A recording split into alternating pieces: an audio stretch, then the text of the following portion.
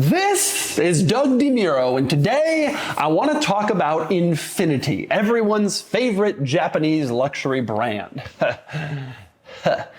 My question today is, can Infiniti actually come back? Will they ever return to their former glory, or are we on a slow Infiniti death march that will end with the brand going away completely? Let's talk.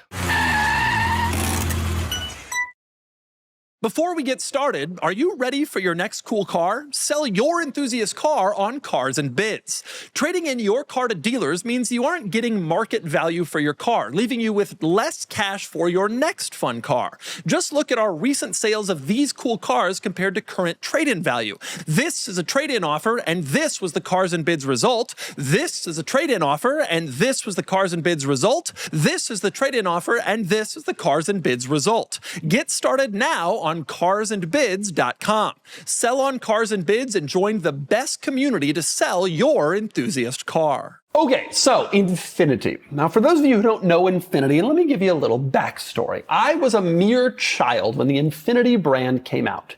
And the Infiniti launched at a time when the Japanese were really trying to get into the luxury brand space. The Japanese had been selling cars in the 60s and the 70s into the 80s, been doing well, making money, but, eventually you're in the car business and at some point you realize the real money is in these premium, these luxury cars. Mercedes-Benz, BMW, at that time they were also trying to compete with Cadillac, with Buick, with Lincoln, who were big players then. And the Japanese said, all right, we got to go after these cars. We got to make luxury brands. And so in quick succession, Acura debuted, I think in 86, Infiniti in 90, 91, and Lexus right in there too. And Acura, of course, was Honda's luxury brand, which has had its ups and downs, but has generally done pretty well. Lexus, of course, has been a huge success for Toyota, massively successful, beginning with the LS and then, of course, transitioning to SUVs. Lexus has been a huge hit, even globally. You're starting to see Lexuses in Europe, which is crazy to me. Europeans really are dead set against buying non-European luxury cars. And the fact that you go there and you even see Lexuses just shows just how pervasive and successful Lexus has been globally. Obviously huge in the States, here in North America. And then you had Infiniti, which was Nissan. Now, little known fact, by the way, Mazda was also going to make a luxury brand. It was called Amati, and that was their plan. And they had developed some cars for the luxury brand, and specifically the 929, which became a Mazda, was going to be an Amati. And I think maybe the FDRX7, that was a conversation too. And they decided to shelve it. The investment was just too significant, Mazda decided. And so they never did make that luxury brand at that time. And of course, now it's probably a lost cause. But you even see it with Hyundai, right? Like Hyundai and Kia come in and they make a lot of money and they do good cars for 20 years. But eventually even they realize, hey, there's more money if we go into this luxury stuff. And so Genesis launches a few years ago. But Infiniti has been probably the one that has done the poorest. It wasn't always this way. When Infiniti first came out, they debuted the Q45 luxury sedan, which was a rival to the Lexus LS and other, European big luxury sedans like the BMW 7 Series.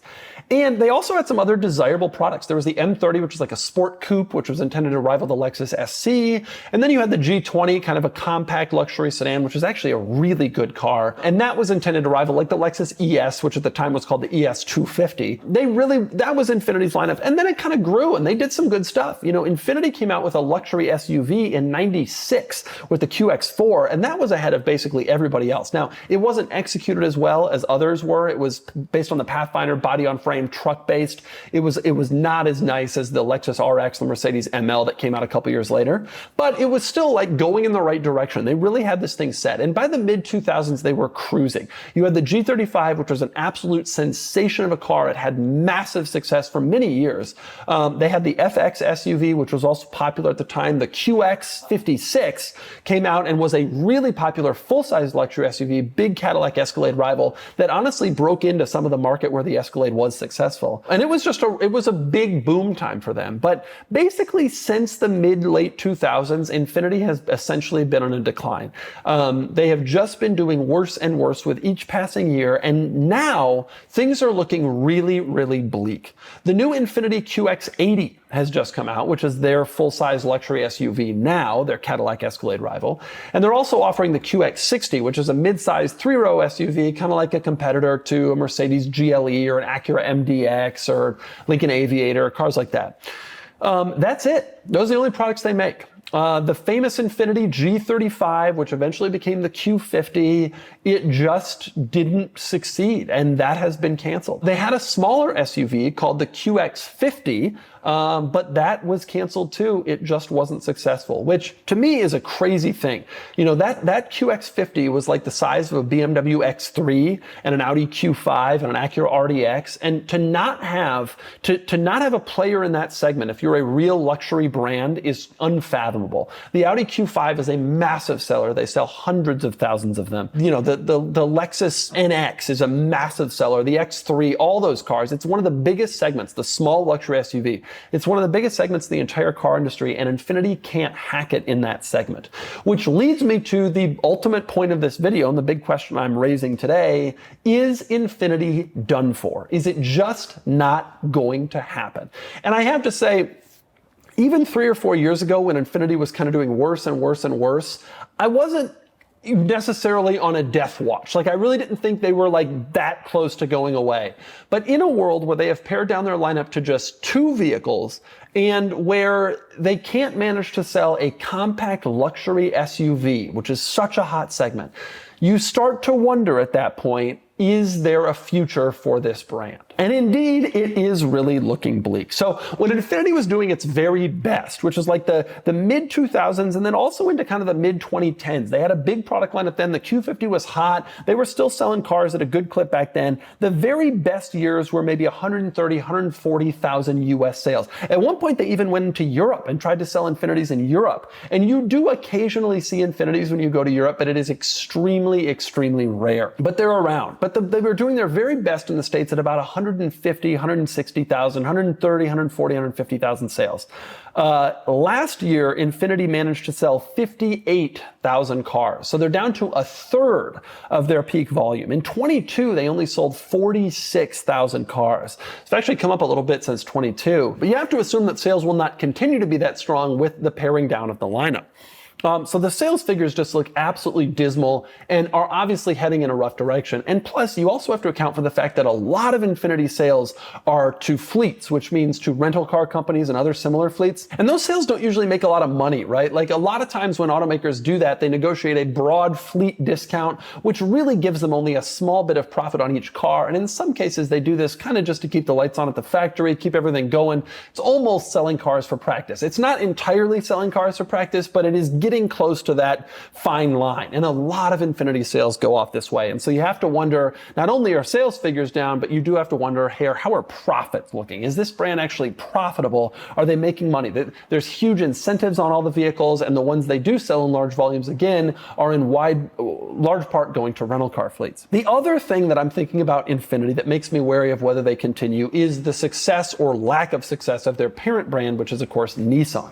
Nissan themselves is in trouble. Nissan itself is having a difficult time investing in products to be successful on its own. And one of the things that has hit me, and the reason that the kind of the impetus for this video actually, is I recently reviewed a couple years ago, but I've driven a few since then, the new Nissan Pathfinder. And I found it to be excellent, like a really good vehicle. Well designed, smartly, the tech was good, the ride was good, the driving experience, the powertrain, the price point, the features, everything about it was good.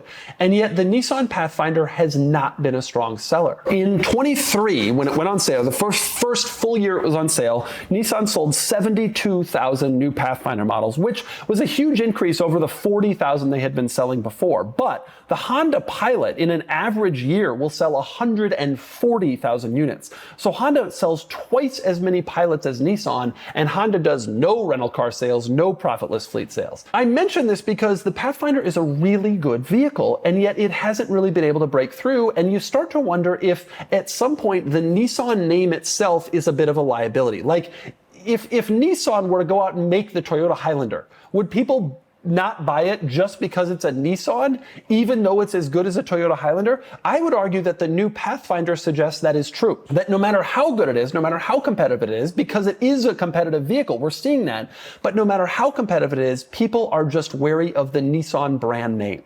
And that goes doubly true in the luxury segment for a brand like Infiniti. The thing that makes me worried about Infiniti is, a luxury car is supposed to be aspirational. It's supposed to be something that people are looking for, that they're excited about, that they want to brag to their friends about. And the Infiniti brand just does not have that aspirational level. And so if Nissan can't bring people to the Pathfinder making a great vehicle, how do you expect Infiniti to bring people to the QX60, which is a similar vehicle to the Pathfinder, just sort of more luxurious? How do you expect that to be a sales success if they're not only trying to sell the same car, which isn't working for Nissan, but they're trying to sell it as a luxury car that's supposed to be something people desire and aspire to and are willing to pay more for?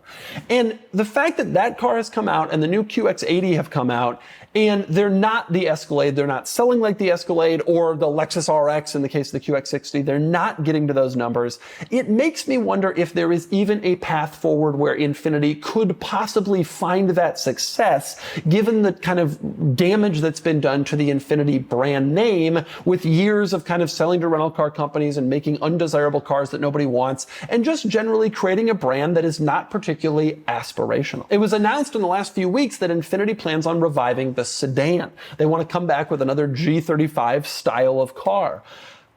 And it almost just feels like an aging YouTuber, like trying to go back to when he used to be successful, and the sedan's not going to hit. Like, they're just not hitting. Audi, BMW are not hitting that well in sedans. Like, Infiniti is certainly not going to do it. Like, that's not where the money should be going. It should be going into making the best competitive SUVs as possible, because that's where the market is. And yet instead they're pulling SUVs off the market because the brand is just not that successful. And so I sit here and I wonder, like, is this even a viable option? They cannot get people to buy even good cars. So how do you possibly see a way forward for this brand? If you make a great car like a QX60 or like a QX80 or like a Nissan Pathfinder, and people are still not interested just because the name does not do it for them, it doesn't sell them on it, how do you possibly find or justify that this is going to be a luxury brand that you're going to be able to keep going?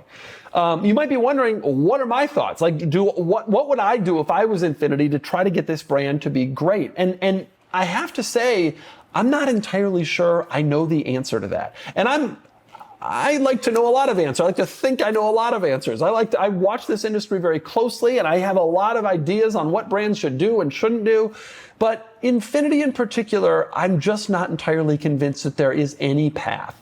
I would try to create a sports car, probably, that would make people excited about the brand, get people talking about the brand again, like the G35 Coupe was back in the day, but maybe even more expensive, maybe a GTR style sports car that really got people thinking about Infiniti. I would probably try to bring back more style, more passion, more excitement, more powerful engines. But the truth is, I'm not sure that Nissan has the money to invest in this brand. Nissan itself is losing a lot of money. Nissan itself does not have the money to invest in their own brand. Is the Infiniti brand really a viable situation for Nissan and for Infiniti to continue investing in, given where it is and how people feel about it now? And I'll be honest, I'm not entirely convinced that it is. I'm not entirely convinced that Infiniti goes forward. I'm not entirely convinced that 3-4 years down the line, we don't have some sort of headline, Infiniti is done, it's all over.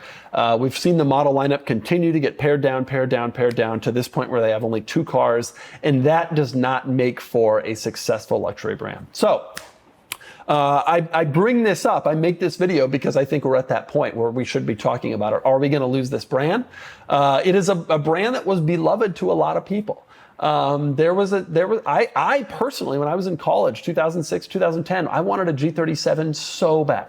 Like, it was the coolest car. It was the coolest thing I could imagine affording someday. And certainly Infiniti does not have that reputation. It doesn't provoke those feelings anymore. And it's a shame. And we'll see if they're able to survive. And if I were to place a bet on it right now, I'd probably say, I don't know that Infiniti makes it. And we'll see. That's my take.